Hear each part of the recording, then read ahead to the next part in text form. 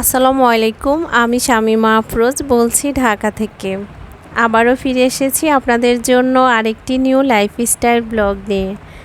কেমন আছেন আমার প্রিয় আপু, ভাইয়া, আন্টি, আঙ্কেল? আপনারা আশা করি অনেক ভালো আছেন। আলহামদুলিল্লাহ আমিও আপনাদের দোয়ায় ভালো আছি। কাছে এবং দূরে, দেশ এবং দেশের বাহিরে যে যেখান থেকে আজকে এই মুহূর্তে আমার ভিডিওটি দেখছেন, সবাইকে অনেক অনেক দোয়া আর ভালোবাসা জানিয়ে আজকের ব্লগটি আমি শুরু করেছি। শুরুতে সবাই একটা মনে করে লাইক দিবেন। আপনাদের একটা মূল্যবান লাইক আমার ভিডিওকে অনেক দূর এগিয়ে নিতে অনেক বেশি সাহায্য করবে। তো রান্নাবান্না করা শুরু করেছি। আজকে পটল দিয়ে মাছ আর আলু রান্না করব, একটা ঝোল রান্না করব। এত বেশি গরম আসলে পড়ে, যেটা কল্পনার বাহিরে। আমার লাইফে আমি এত বেশি গরম কখনোই দেখিনি। ডে বাই ডে আমাদের দেশে গরমের তাপটা বেড়ে চলছে। মনে হচ্ছে আকাশ ভেঙে বৃষ্টি আসবে, কিন্তু আসলে তা না। কিছুক্ষণ দেখি অন্ধকার হয়ে আবার সেই আগের মতো আকাশ ফর্সা হয়ে রোদ উঠে। এমন আসলে অবস্থাতে মানুষ খুব বেশি অসুস্থ হচ্ছে, আর বাচ্চারা এতে বেশি অসুস্থ হচ্ছে। অনেকেই শুনতেছি বলে অনেক বাচ্চাই অসুস্থ হচ্ছে। আর আসলে এই ব্যবসা গরমে টিকার মতো না। রোদ উঠে না, কিন্তু এত বেশি গরম লাগে, একটু হাঁটা চলাও করা যায় না। একটু বাইরে তো যারা কাজ করে বা বের হয় তাদের অবস্থা তো আরও বেশি খারাপ। আমরা তারপরও ঘরে কাজকর্ম করে অন্তত একটু ফ্যানের নিচে এসে কিছুক্ষণ বিশ্রাম নিতে পারি, কিন্তু যারা বাহিরে কাজ করে তাদের অবস্থাটা কত খারাপ এটা আসলে বলার মতো না। দোয়া করি আল্লাহ আমাদেরকে এই অবস্থা থেকে যাতে পরিত্রাণ দেয়। আল্লাহর কাছে আমরা সবাই দোয়া করতে হবে। আমাদের মনে হয় পাপের বোঝা অনেক বেশি ভারী হয়ে গেছে, এই জন্য আল্লাহ পাক আমাদের কথা শুনছে না।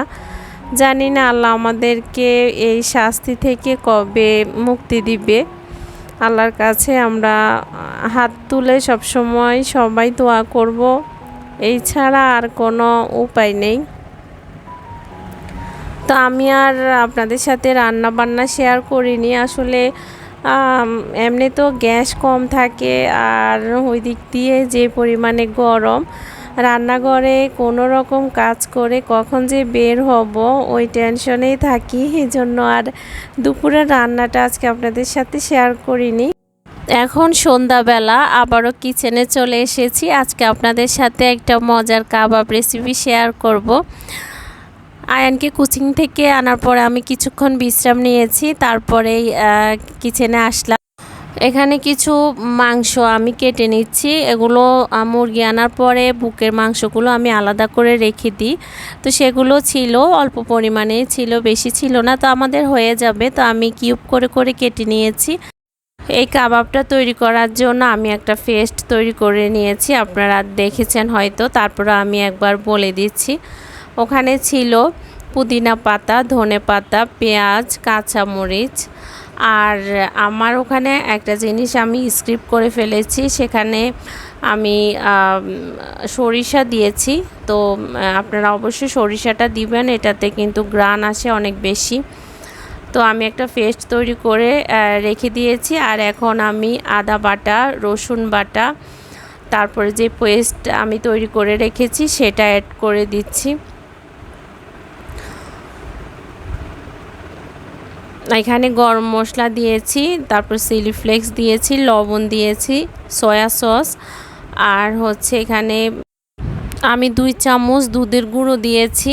আমার হাতের কাছে টক দই ছিল না, অবশ্যই টক দই থাকলে সেটা ইউজ করবেন, টেস্টটা আরও বেশি আসে।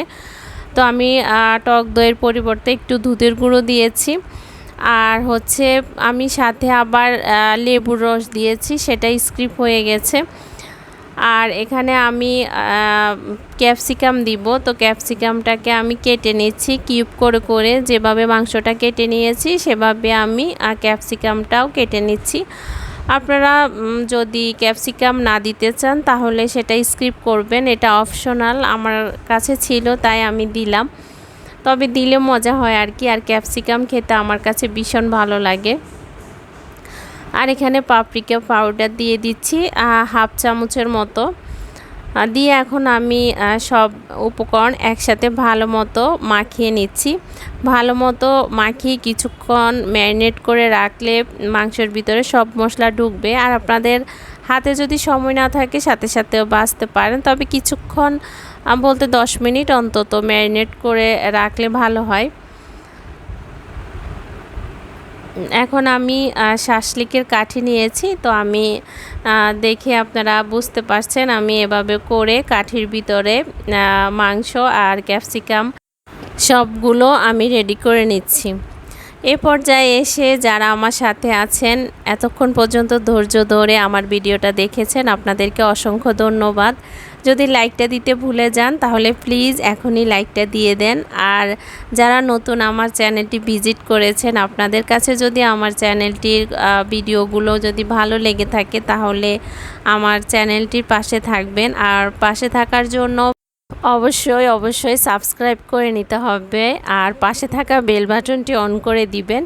এতে করে আমি যখন নিত্য নতুন কোনো ভিডিও দিব আপনারা আপনাদের সুযোগ সুবিধা মতো দেখে নিতে পারেন। আর এই কাজগুলো যারা অলরেডি করে ফেলেছেন তাদেরকে অসংখ্য ধন্যবাদ।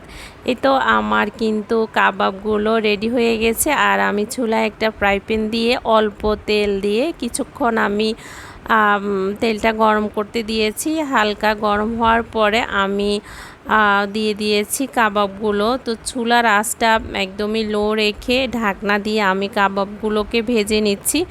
একটা সুন্দর স্মেল বের হয়েছে, আসলে খুবই মজা হয়েছে এই কাবাবটা। ঘরে থাকা যেসব মশলাপাতি ছিল ওগুলা দিয়ে আজকে আমি এই কাবাবটা বানিয়ে ফেলেছি, অনেক মজা হয়েছে। আর কাবাবের সাথে আমি পরোটা বানিয়েছি। তো আমরা এখন নাস্তা করব, সন্ধ্যার নাস্তা।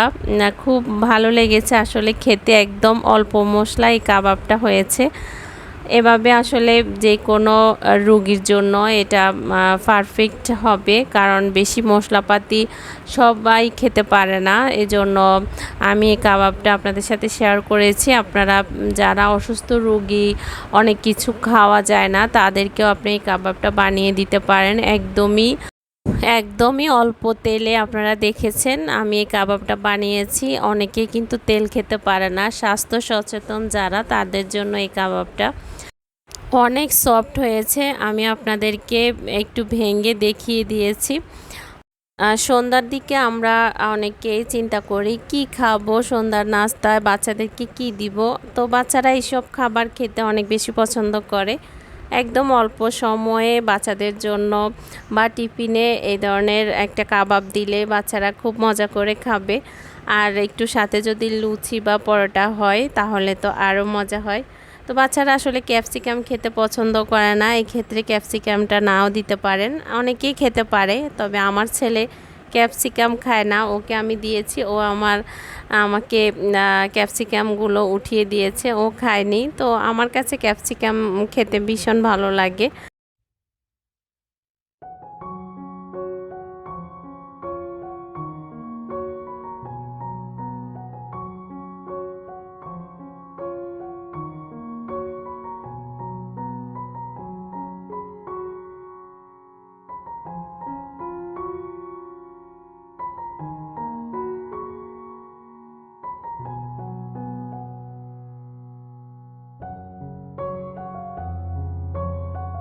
আপনারা যারা আমার রেগুলার ভিডিও দেখেন তারা তো জানেন আমার বাসায় মেহমান এসেছে। তো আমার মামাতো বোন এসেছিল, আপনাদের সাথে আমি বলেছি, সে আজকে চলে যাচ্ছে। এই ভিডিওটা ছিল গত শনিবারের ভিডিও, আপনাদের সাথে আজকে আমি শেয়ার করতে যাচ্ছি। আমার ছেলেকে কাঁদিয়ে তারা চলে যাচ্ছে। আমার ছেলেটা অনেক কান্নাকাটি করেছে, তাদের জন্য মন খারাপ করে এখন আমার ডাইনিং টেবিলের চেয়ারের নিচে সে বসে আছে, সে বের হবে না কেন, খালামণি চলে যাচ্ছে। আসলে বাসায় যদি কেউ আসে আয়ান খুব খুশি হয়, কারণ ও বাসায় সবসময় একা থাকে আর চলে যাওয়ার পরে ও ভীষণ কান্নাকাটি করে। আর ওর খালামণি আসলে ওকে অনেক বেশি আদর করে। তো ওর জন্য আবার আমার ছেলেটার অনেক বেশি টান। এখন ও যখন শুনেছে তার খালামণি চলে যাবে তখন থেকে তার মন খারাপ হয়ে।